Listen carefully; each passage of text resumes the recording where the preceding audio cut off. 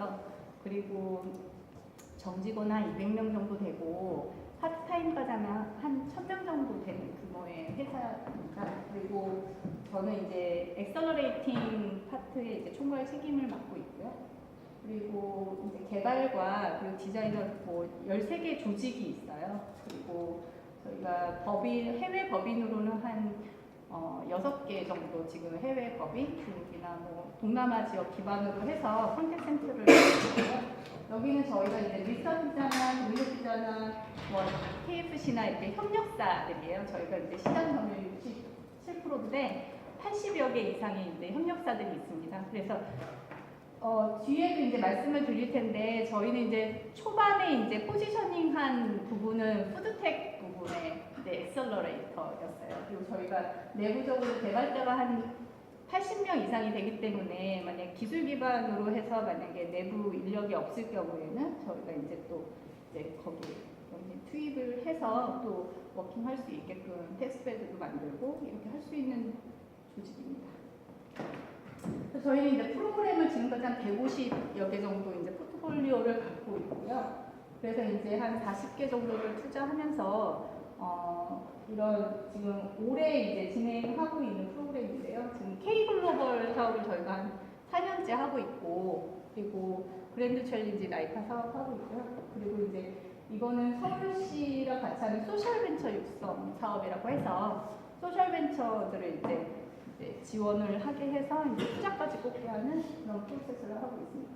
그리고 저희가 이제 IBK 창원이라고 해서 구로 디지털 단지에 기업은행하고 같이 20개 팀 정도 이제 지원을 해줄 수 있는 업체들을 선발을 해서 지금 현재 프로그램을 진행을 하고 있고요.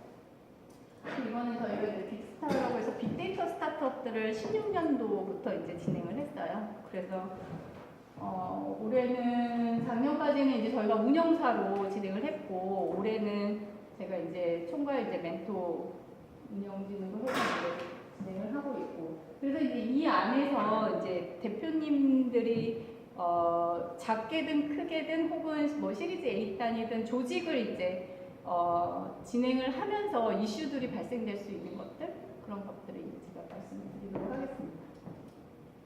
저희가 이제 40개 정도 투자했는데 한 두 개 업체 정도 exit 사례가 났어요 올해요. 그래서 혹시 아실지 모르는데 오늘 뭐 먹지라도 이제 그리드 이제 푸켓으로 이제 네임 변경을 했는데 처음에 이제 170만 팔로우였을 때 만났고요. 그리고 법인 설립 단계부터 저희가 이제 워킹을 진행을 했고 그리고 이제 시리즈 A 빅베이싱하고 올해 CJ랑 뭐 SJ 이렇게 해서 엑시 사례를 만들어냈고요. 그리고 뭐 시리즈 A단에 투자를 꽂았을 때 이제 엑소가 이제 마케팅 이제 쿠켓이라는 거 런칭하면서 마케팅을 진행을 하면서 이제 1억 뷰를 찍어서 이제 막 아시아 지역에 이제 푸드 채널로 이렇게 이름을 알게 됐고요. 그리고 키위 플러스라고 카카오에 이제 이수되면서 이렇게 두 가지 사례를 갖게 됐습니다. 이제 오늘 뭐 먹지 같은 경우는 여러분들이 이제 익숙해질 수 있는 내용이라서 오늘 뭐 먹지를 말씀드리면 저기는 이제 스타트업과 스타트업이 이제 M&A를 하게 된 사례예요. 원래는 이제 오늘 뭐 먹지 그리딧이라는 곳과 모두의 지도가 이제 합병을 했습니다. 그래서 거기에서도 또 발생될 수 있는 여러 가지 이제 되게 경험하기 쉽지 않은 사례거든요. 그랬을 때 어떻게 하면 조직 관리를 해야 되는지에 대한 이슈들을 굉장히 많이 얘기를 했어요. 저한테도 그렇고 그런 것들. 그래서 팀 내에서 스타트업을 하다 보면 정말 쉽지 않은 여러 가지 발생되는 처음에 이제 뭐 아까 코파운더 말씀하셨지만 가령 예를 들면 이 사람이랑 이 사람을 왜 코파운더를 세웠지? 라는 생각을 할 시점이 온다라는 거예요.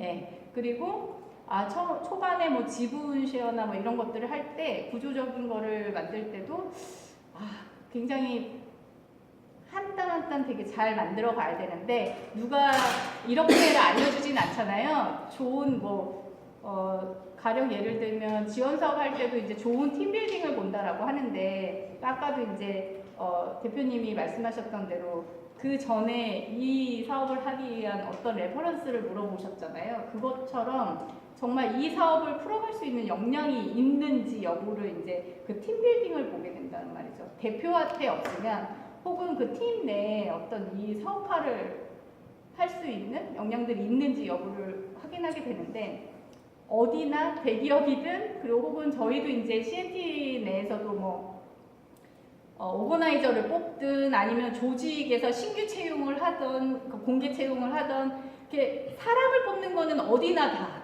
굉장히 어려운 문제예요. 어려운 문제고 쉽지 않은 문제거든요. 그래서 여러분들은 어떠한 기준으로 그렇게 사람을 이렇게 팀 내로 영입을 하는지 여부를 한번 환기시키고 고민해보는 시간이었으면 좋겠습니다.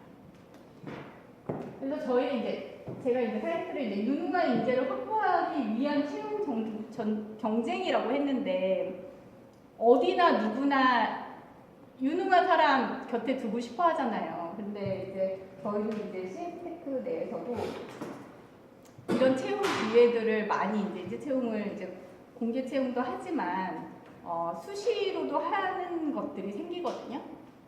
예를 들면 저희가 이제 여러 엑셀러레이팅 프로그램을 진행을 할 때 인력이 되게 많이 필요해요. 지금 그 조직 내에는 저희가 한 6명 정도 있어요. 투자팀까지 해서. 근데 저희는 이제 조직이 워낙에 경영지원본부까지 있는 조직이다 보니 만약에 전반적인 거를 A부터 Z까지 할 때는 경영지원본부도 같이 붙어서 해요.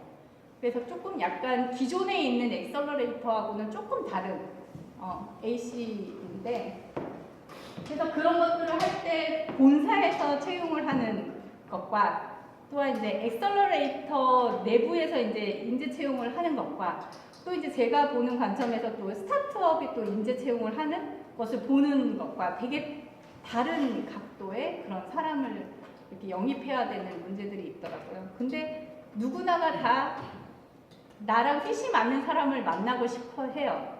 근데 쉽지 않죠. 그래서 어떤 대표님들은 1년이 되고 2년이 되도록 그런 사람들을 만나기 위해서 노력을 하세요. 찾으러 다니시고 나랑 사업을 같이 하기 위해서.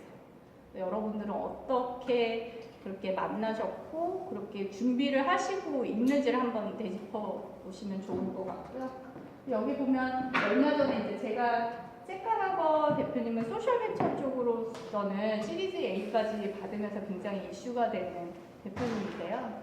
그래서 이 대표님이 얼마 전에 이제 이 개발자를 찾는다고. 그러니까 늘 스타트업 내에서는 뭐 어디나 마찬가지지만 스타트업 내에서는 사람을 뽑는 게 그러니까 올 사람이 많지가 않은 거예요. 찾는 사람은 많은데 찾고 싶은 사람은 뭐 개발자든 디자이너든 마케터든 뭐 굉장히 뽑고 싶은 사람은 많은데 어디 가서 찾아야 될지 그리고 또한 많이 있죠. 로켓펀치에도 올리고 뭐 사람인에서도 뽑을 수 있고 그리고 지인을 통해서도 뽑을 수 있고 개발자는 개발자들만 있는 또 있어요. 그러면 그 커뮤니티 내에서도 추천을 받을 수도 있지만 또 우리를 함께 하는 거는 또 다른 이슈거든요.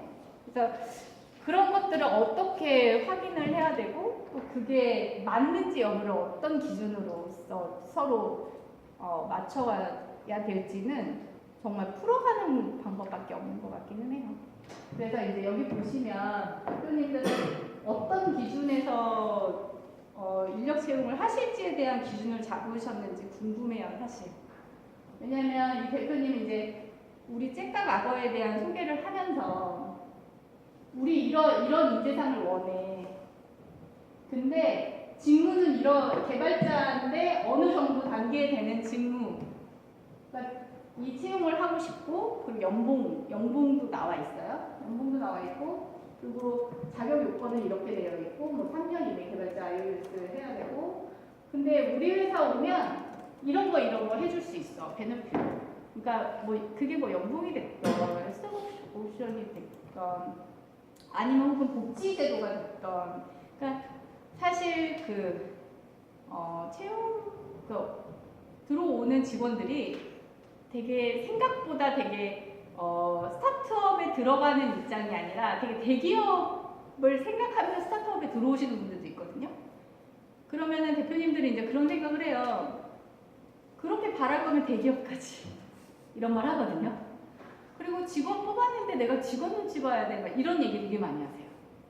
그래서 일단은 뽑아놓으면 어떻게 이제 내 사람으로 만들 수밖에 없어요. 어떻게 구워 삼든 어떻게 하든 내 사람으로 만들어야 되는데 그 바로 내 사람으로 되기 그 바로 직전에 그 사람을 어떤 기준에서 이렇게 소싱을 하실 건지 그게 되게 중요한 것 같아요. 그러니까 그거를 뭐 1년 차든 3년 차든 뭐 정말 투자를 초기 펀딩을 받든 아예 뭐 예비 창업자든 뭐 혹은 시리즈 A를 받던 뭐 이런 것들이 다 똑같은 이슈더라고요. 뭐 그 정도 투자 한 3년 이상 되고 시리즈 A 받았다고 해서 아 이제는 좀 안정적이야 이렇지 않더라고요. 보니까.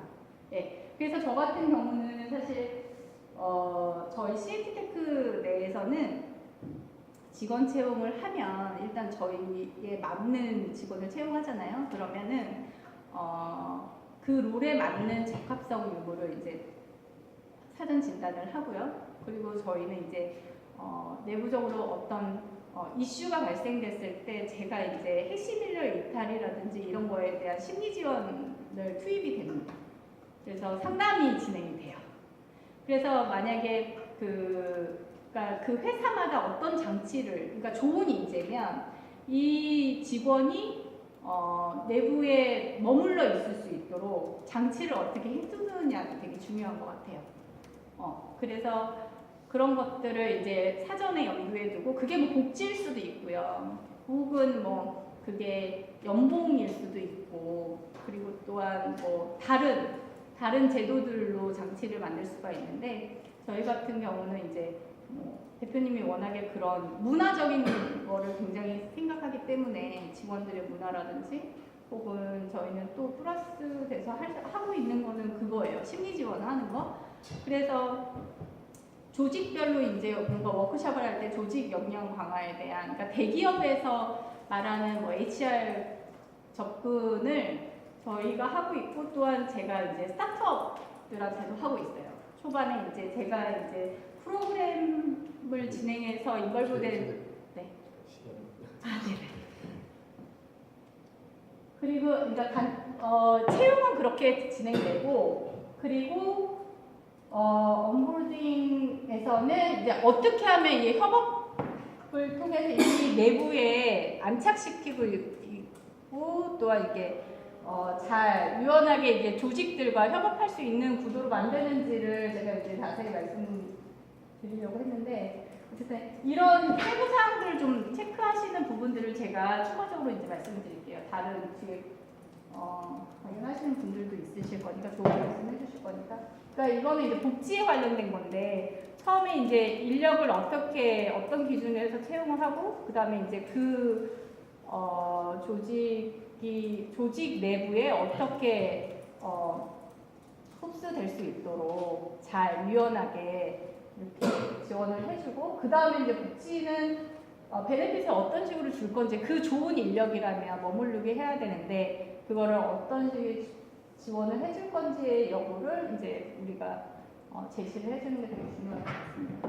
이런 부분이 처음에는 되게 생각하기 쉽지 않은 요소들이에요. 그래서 여러분들이 한 번쯤은 좀 고려해보고 이제 팀빌딩을 하실 때 조직을 이렇게 구축하실 때 생각해 보시면 좋지 않을까? 네, 그런 생각을 했습니다.